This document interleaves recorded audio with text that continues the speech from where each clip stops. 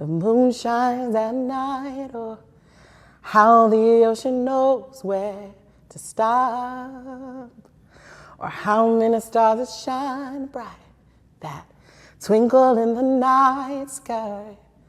Some things I'll never know, but I'll say amen.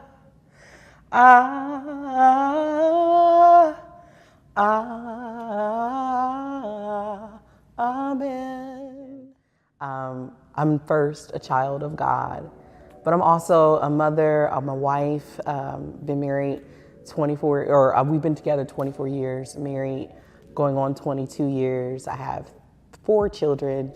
My oldest is 28 by marriage. And then I have 3 children that I was told I would never have, be able to have, that are 13, 11, and 3. And apart from that, I'm sensitive in nature. I'm an empathetic person. I'm compassionate. I love people. And seeing the best in people come forward is what I live for. And friends are my favorite. Laughing is my favorite. And I love Marvel. And I hate candy corn. And my background is in radio and television broadcasting and mass communication. So I graduated school in that. And so I have a radio show, have had a few radio shows here in the city, and also a television show. My personalities, or I wouldn't say personalities, but my shows are Whole Heart with Monica C. Guidry, and that is on my podcast show. And it is aired in about 33 countries now, and it was ranked 45 on iTunes of all podcasts. What inspires me? A lot of things inspire me. I guess most people will say, well, God inspires me, and He does. But I get inspired by nature. I get inspired by people passing by that I've never met before, just, making up stories about their lives, and I get inspired by the stars. I get inspired by, when I say the universe, I'm not talking about like how most people speak about the universe, but like just knowing that we live on this itty bitty planet and there's a huge universe out there that we know nothing about, that inspires me. My children inspire me. My friends that are doing amazing things, they inspire me. So I draw my source of inspiration from all over. The shadow of your wings. Let's sing that again. Oh, I'm starting to see the darkness around me. It's just the shadow of your wings. We'll be right back. Come on. Join us every Saturday evening at 8 p.m. for a brand new episode of Tailor Made for You. I am Monica Guidry, and this is my story. So anytime that anyone asks me about my story, I always kind of get a little bit emotional, just because I'm just very, very blessed to even be here, to be alive and to be able to speak and share my tragedies and my triumphs, my failures and my successes. So I grew up in a 2-parent home. I was fortunate to come up in a 2-parent home. My biological father lived across the street from my mother and my stepfather, who also raised me. So I had a stepfather that raised me, and my biological father was around also. And I grew up in times where everyone in the community were looked out for each other. The whole saying where it takes a village to raise a child, And I remember my fondest memories were me and my friends would go door to door and ask people if we could sing for them. So we would literally knock on their doors and say, hey, we sing for you. And they would let us sing these songs for them. I grew up in church. So from basically birth to out of the womb, I was in church. I went to Living Faith Apostolic Church, and I was baptized, spoke in tongues, everything there. And so I had an awareness of God at an early age. I was fascinated by God at an early age. And so even when my parents stopped going to church, I would continue going to church. My grandfather would take me to church with him, and I would go. He was one of the elders at Living Faith, and I would go with him. And I remember being in school and just always feeling kind of like I didn't necessarily fit in.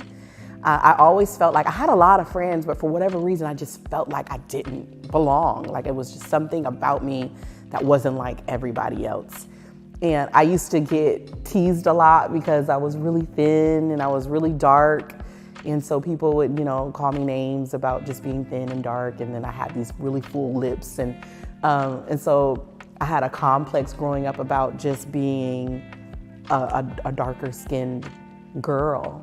And growing up and even going into high school, middle school into high school, just those stigmas of being thin and dark and full lips is just, it kind of followed me.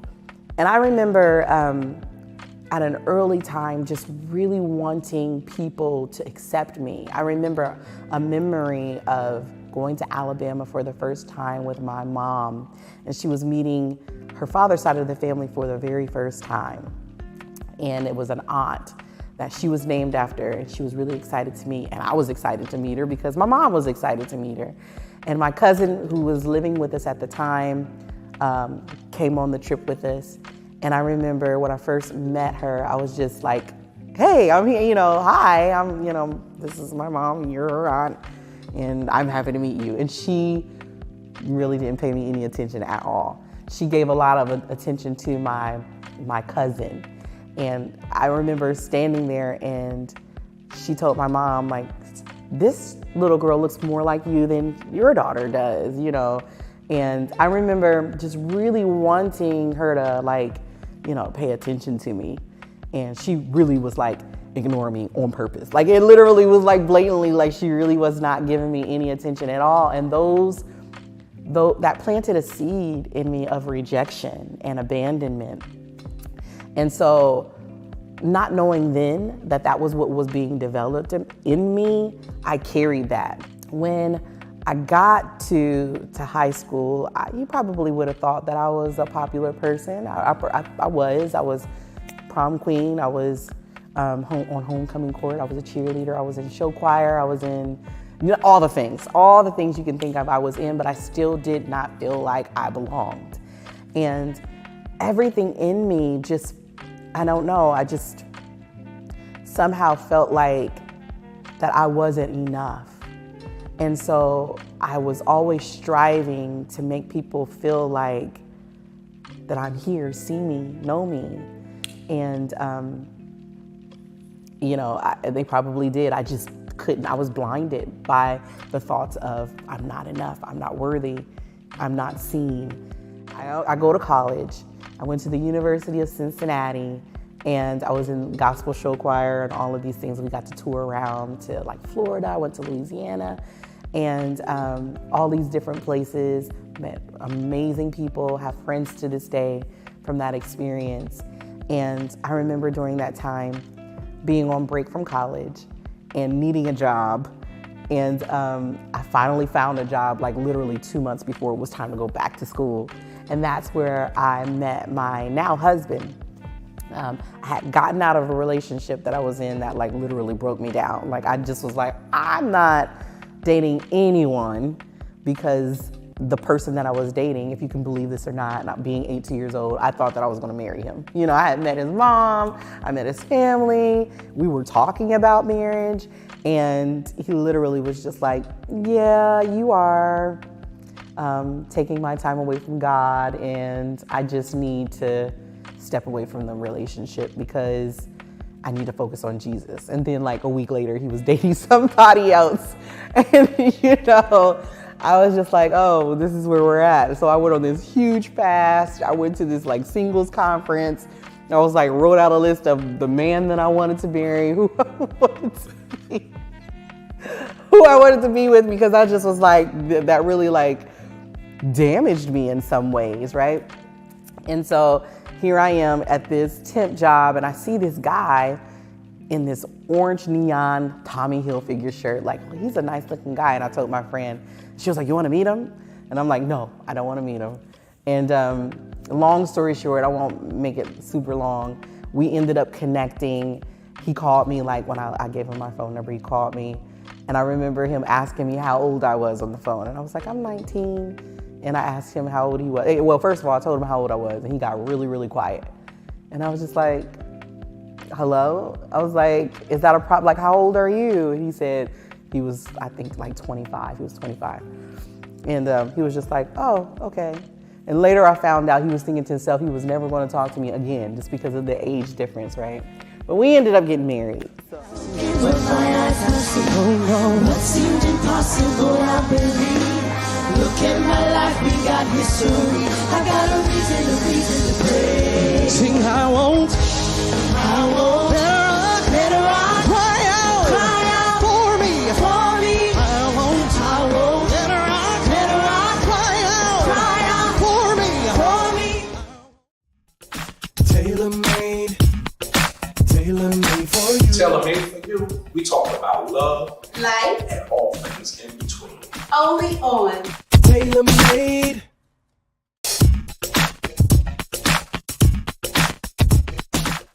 We ended up getting married, and he had a son from a previous relationship. So 22 years old, this 8-year-old comes to live with us, and having to maneuver through that time with him I don't want to say it was hard, but it was something that I had never experienced before. I'm 22. I didn't have any kids of my own, although we were trying, and I'll get to that. I remember telling him, like, I don't want to replace your mom, but I'm going to be basically everything you need me to be in your life. And I never had any problems with him as a stepmom, and I never called him my stepson. He was my son. I raised him like my stepdad raised me, which was no one even really knew that I wasn't his child. But then in the midst of all of that, my husband and I were trying to conceive. And I knew from when I was a young girl that it would be difficult to have kids because I had a condition where I would have menstrual cycles for a really, really long time. So like I wouldn't stop.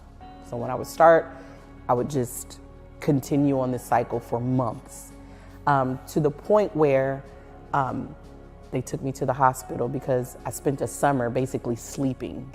And they were like, well, why is she sleeping so much? Come to find out, my iron levels and my blood levels were so low that my heart was working overtime to try to compensate. And so I've had at least a dozen blood transfusions and almost as much iron infusions because of this situation. So when my husband and I got married and we were trying to have these kids, it wasn't happening. So we went to a doctor and they did all of these tests, and I found out that I had what's called polycystic ovary syndrome. And what some of them call it, it's like they consider it as a string of pearls around your ovaries. And some people only have like a couple of cysts around their ovaries. Me, on both of my ovaries, I literally had cysts surrounding my ovaries, meaning I would produce eggs, but they wouldn't release. And I was still having these bleeding problems. And my hematologist said, kiddo, you need to have a hysterectomy because if you don't, you're gonna die. You're gonna die or you're gonna, from a heart attack or stroke. And so I'm about 24 at that time, 24 or 26 at that time, having to make a decision on whether or not I was gonna get a hysterectomy and just not have kids at all. And I decided that I was gonna trust God. I believed that the Lord was going to heal me and that I was gonna have kids. And that process was extremely painful because during that time, the people in my circle, all of them were having kids. People were getting married, people were having kids. And like one after another would call me and say, hey, I'm pregnant, or hey, I'm having a baby shower, or hey, there's a baby blessing. And I mean, it would tear me up because I would be happy for them, but at the same time, I would have this sorrow or this sadness in me thinking, okay, like, well, what is wrong with me? You know, I believe God. Like, I literally have faith to believe that he's going to heal me, and he's not. And I don't understand why everybody around me is having these experiences that I want. And I remember one time, one of my friends, it was after another failed attempt of, we went to a specialist. So we did a round of artificial insemination. And what you have to do, I would have to get, my husband would have to shoot me with a needle in my stomach with this medicine to help me ovulate. And I had just found out, like, that round, it didn't work. And she called me on the phone and was like, hey, you know, I'm pregnant. And I remember saying, congratulations. And I was really, really happy for her. And as soon as I got off the phone, I remember sliding down the walls and full out tears in, like, despair. Like, I don't know if I can take much more of this, like, this trying and not succeeding, you know, trying or believing and not succeeding. I don't know how much more of this pain I can take. And I remember me telling my doctor, like, I just don't want to try this anymore. I don't want to try anymore. I'm going to stop. And during that time, I decided that I was going to write a book. I started writing this book, and it's called True Worship. And it's just about basically our relationship with God and how fundamentally it's important that we get back to the basics so that we can have a relationship with the Lord. And right after I wrote that book, I ended up getting pregnant. And I remember hearing the Lord say that I had to birth this book to create room in my womb for the seed. And it took 8 years, though. It took 8 years of trying and failing, 8 years of tears and anguish, 8 years of just believing God. And anybody who's out there that's listening to this and you're in a situation like that where you're just believing God for a baby and you're not feeling like you're succeeding, I want you to know that there's nothing wrong with you and that your time is coming. And it might be by way of adoption or fostering or a manifested miracle like it happened to me. But I don't want you to think for one moment that there's anything wrong with you. You are fearfully and you are wonderfully made, and you are beautiful, and you're still a woman. You're still very much important and valuable. Don't let anybody or any situation make you feel any different than that. All the angels cry, holy is the Lord God. All the earth replies, holy, holy are you. All the angels cry, holy, holy is the Lord. And all the earth replies, hey, holy are you. We'll be right back.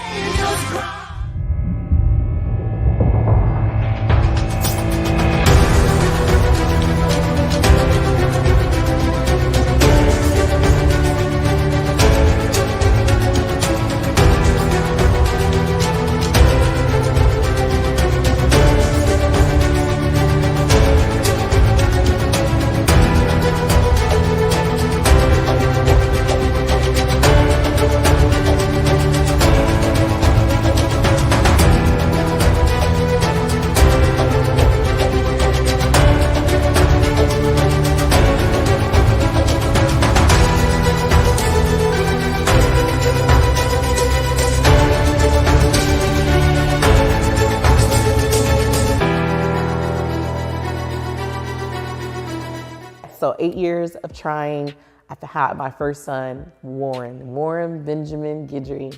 The joy of my life, he went everywhere with me. And then 2 years after that, I had my daughter, Naomi. Now, Naomi came at like one of the most interesting times of my life. It was just, my husband and I were not getting along at all. Like, we were really at the point where we were trying to decide whether or not we were going to stay married. And And I actually was kind of angry. I know this is just really upfront and transparent. I was really upset that I got pregnant during that time. Like, why, during the most crazy time of our marriage, would you, Lord, give me a baby? Like, this is not good. I don't want her to be birthed into a situation that is so, it wasn't volatile. Like, we weren't like fighting or anything like that, but it just wasn't a peaceful situation. I remember the moment where I was finally like, I'm happy that I'm having her. Like, I'm happy that she's here. And I would like speak over my womb, like, I'm so glad I'm having you. I'm so glad that you're gonna be here. And so I ended up having Naomi. And now Naomi was the name that I had chosen forever. Like, I had the name Naomi chosen forever before Warren.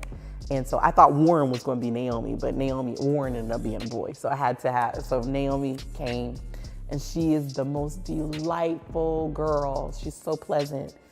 And my husband and I started losing everything during this time. Like, so Naomi came, we started losing everything. We started losing our house, we started losing our cars, because we were giving up. And that's just real talk. Like, we had given up on each other. We had given up on our dreams. We had given up altogether. Like, so we were losing things. Now, mind you, when we bought our house debt free. So we have always been very financially responsible people. But when you're going through difficult times, you're not wanting to hold on to anything. We weren't even holding on to each other, so we were losing everything. And I remember when we lost our house, like, we literally had to be out of our house. I remember leaving my baby grand piano that I had and a lot of things behind because we had to be out. So we were homeless for a little bit. We were probably homeless for about, I would say, 2 weeks. 2 weeks we had to stay with a friend of mine. And during this time, we were like, we need to make a decision. Are we going to be together or are we not? You know, we're either going to go through this together or we're not. And we just decided, like, sink or swim. We're in it together. And so, you know, here we are. Like I said in the beginning, we've been married now going on almost 22 years. So God is able, right? He's able to take a mess and turn it into something beautiful. And I remember going through those times of losing everything, just thinking, but I know that this isn't my end. Like, I know that the same God that when doctors told me I wouldn't have any children and gave me children is going to be the same God that's going to deliver me from this financial ruin and make it better. And I'm crying because of where I am now. And I actually have another child. So I have a 3-year-old now. Now, you want to know my story? This is the whole story. I have a 3-year-old now, and he was the surprise. Now, I'm not telling anybody out there to go ahead and have a baby at 40 years old, but if God is going to bless you, let him go ahead and bless you real good. But I wasn't expecting that. He is the overflow, though, and his name is Asher. And Asher means blessed, fortunate, and happy. And everything that his name is everything that God is doing in our lives now. Our marriage is happy, we're blessed, and we're fortunate. And I truly believe it's because of him. I believe that he brought that into our lives. But where I am now is when I told you about the seeds that were planted in me about rejection and abandonment. What I found is that those things still followed me throughout my life. And going to therapy really opened my eyes to see, like, these are things that you're still dealing with, Monica. Like, you need to get your stuff together. So you can find Amen on all digital platforms. So that's iTunes, that's Apple Music, that's Amazon Music, Pandora. You can find me on Spotify, on YouTube. And I'm also going to be working on a music video soon. I'm looking for extras. I want 100 extras. So if you're in the city of Columbus, Ohio, please sign up to be an extra in my music video, amen. And as far as my podcast, it's called Wholehearted with Monica C. Guidry, and that's also on all major digital platforms. So anywhere you can find podcasts, I'm there. Coming up next on Black, Bold, and Beautiful, My Story. So it's like I was too black for the white kids, and I wasn't black enough for the black kids. So I was always kind of trying to find where I fit in. And that gave me a little bit of anxiety. There was a lot of times when I wanted to conform to one side or the other. So there was times where I started wearing my jeans baggy and had like a black accent that I thought, this is how we talk. And I lost myself for a moment. So there was a lot going on in college, and I think that's where I really found who I was, in a very roundabout detour of a way.